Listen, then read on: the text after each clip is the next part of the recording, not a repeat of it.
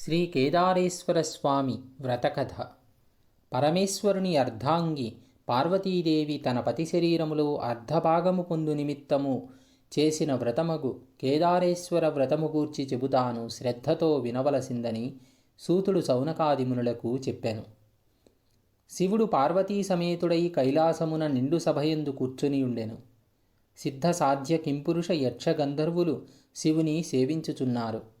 దేవముని గణములు శివుని స్తుతించుచుండిరి. ప్రమథగణాలు కుమారస్వామి, వినాయకుడు, వీరభద్రుడు, నందీశ్వరుడు సభయందు ఉపవిష్ణులై ఉన్నారు.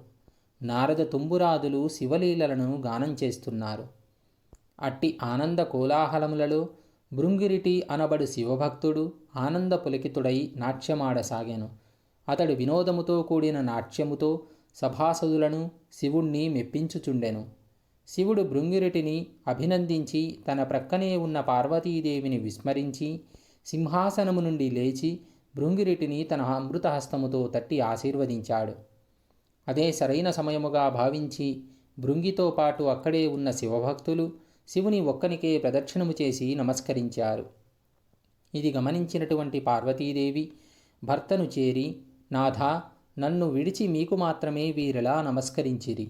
ఆటపాటలతో మిమ్ము మెప్పించి మీ నుండి నన్ను వేరుపరిచి ఇట్లేల చేసిత్రని ప్రశ్నించెను. అంత సదాశివుడు సతీమణి పార్వతీదేవిని దగ్గరకు తీసుకొని, దేవి, పరమార్థ విధులకు యోగులు నీ వలన తమకు ఎటువంటి ప్రయోజనము లేదని నిన్నిట్లు ఉపేక్షించి నాకు మాత్రమే నమస్కరించారని జవాబిచ్చారు. సాక్షాత్ పరమేశ్వరుని ఇల్లాలినయుండి వారి ప్రణామములకు నోచుకొని అయోగ్యరాలినని కోపగించి ఈశ్వరునితో సమానమగు యోగ్యతను ఆర్జించుటకై తపస్సు చేయవలనని నిశ్చయించుకున్నది పార్వతీమాత. కైలాసమును వదిలి అడవులలో సంచరిస్తూ చివరకు గౌతమాశ్రమానికి వచ్చినది. ఆశ్రమవాసులామెను చూచి అతిథి మర్యాదలను చేసి, తల్లి, నీవెవరవు, ఎవరిదానవు, ఎచట నుండి వచ్చితివి, నీ రాకకు గల ఆంతర్యమేమిటని పార్వతీదేవిని ప్రశ్నించారు. వారి ప్రశ్నలకు పార్వతీమాత మిక్కిలి ఆనందించినదై వారితో ఇలా అన్నది. యజ్ఞయాగాది క్రతువులచే పునీతమై గౌతమముని ఆశ్రమమున నియమనిష్టాగరిష్ఠులై అలరారు పుణ్యపురుషులారా, పవిత్రాంగనలారా, నేను హిమవంతుని పుత్రికను, సాక్షాత్ పరమేశ్వరుని ఇల్లాలిని.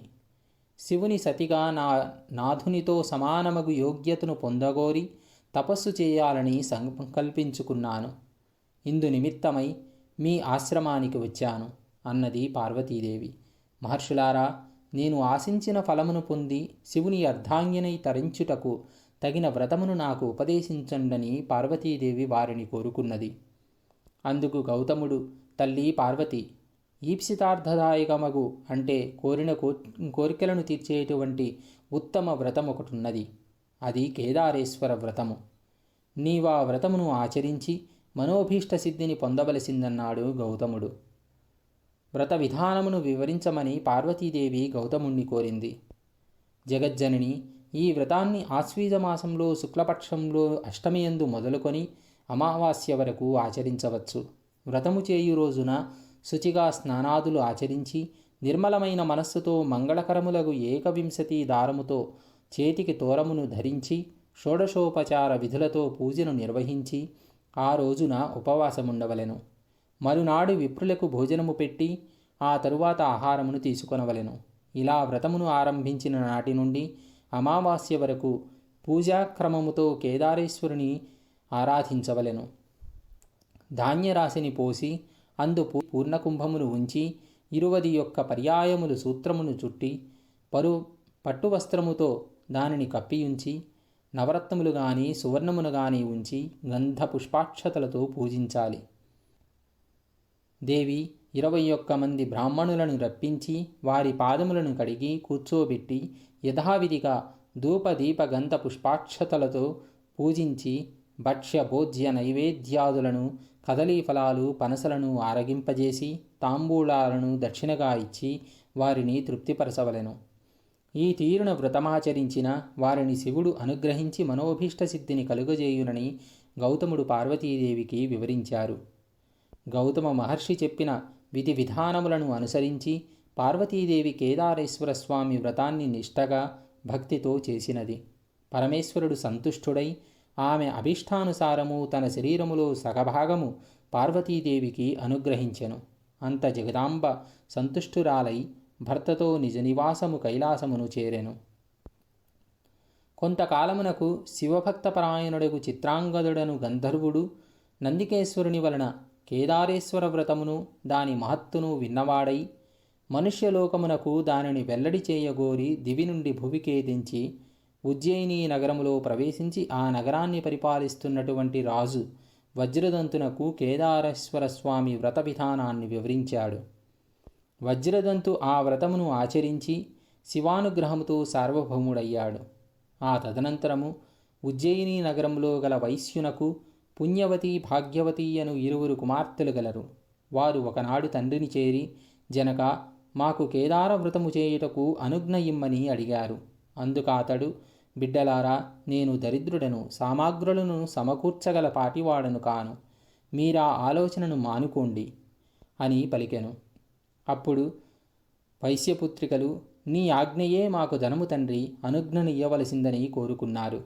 వారిరువురూ ఒక వటవృక్షము కింద కూర్చొని తోరము కట్టుకొని పూజను భక్తితో చేసుకున్నారు. మహేశ్వరుడు వారులకు పూజా సామాగ్రిని అనుగ్రహించారు. వారు కల్పోక్తముగా వ్రతమాచరించారు.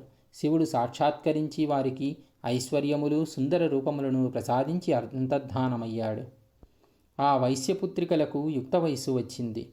సౌందర్యము సోయగము కలిగినటువంటి ఆ వైశ్యపుత్రికలో పెద్దామె పుణ్యవతిని ఉజ్జయిని నగర మహారాజు, చిన్నామె భాగ్యవతిని చోళభూపాలుడు వివాహం చేసుకున్నారు. వారి తండ్రియకు వైశ్యుడు ధనధాన్య సమృద్ధితో రాజభోగములతో సుఖముగా జీవిస్తున్నాడు. మరికొంత కాలానికి చిన్న కుమార్తె భాగ్యవతి ఐశ్వర్య మధోన్మత్తురాలై కేదార వ్రతాన్ని మరచిపోయినది. అందువల్ల ఈశ్వర అనుగ్రహము కోల్పోయింది. ఆమె భర్త ఆగ్రహానికి గురైంది. ఆమె భర్త ఆమెను కుమారుణ్ణి రాజ్యము నుండి వెడలగొట్టివేసినాడు. ఆమె పడరాని పాట్లు పడుతూ ఒక బోయవాని ఇంట ఆశ్రయము పొందింది. ఒకనాడు ఆమె తన కుమారుణ్ణి చేరవిలిచి, నాయనా, నీ పెద్ద తల్లి ఉజ్జయినీపురం మహారాణి. ఆమె వద్దకు వెళ్ళి మన దీనస్థితిని వివరించి ఆమెను సహాయం అర్థించి తీసుకుని రావలసిందిగా చెప్పి పంపినది. అతడు ఉజ్జయినికి వెళ్ళి తమ దుస్థితిని వివరించాడు. అప్పుడు పెద్ద తల్లి కొంత ధనమిచ్చి కుమారుణ్ణి సాగనంపింది. అతడు తిరిగి వస్తుండగా మార్గమధ్యమందు మహేశ్వరుడు చోరుని రూపంలో వానిని అడ్డగించి అతని వద్ద గల ధనాన్ని కొల్లగొట్టాడు. అతడు జరిగిన దానికి మిక్కిలి విచారించి మరలా పెద్ద తల్లి వద్దకు వెళ్ళి జరిగిన సంగతిని వివరించాడు.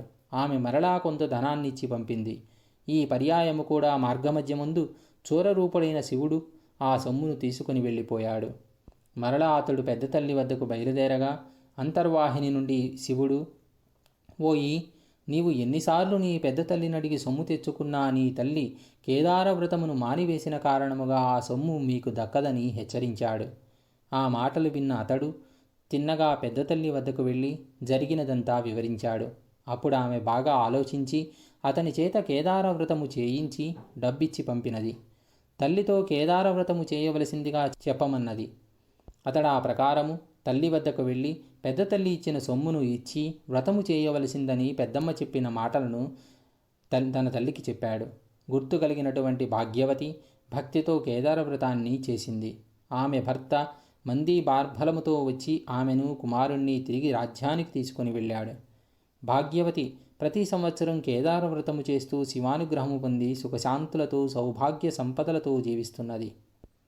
ఎవరు ఈ కేదారేశ్వర వ్రతమును నియమనిష్టలతో కల్పోక్తముగా చేయుదురో, ఎవరైనా ఈ కథ చదివినా విన్నా అట్టివారు ఎట్టి కష్టములైనను తొలగిపోయి సుఖముగా జీవించి అంత్యమున శివ సాన్నిధ్యము పొందగలరు.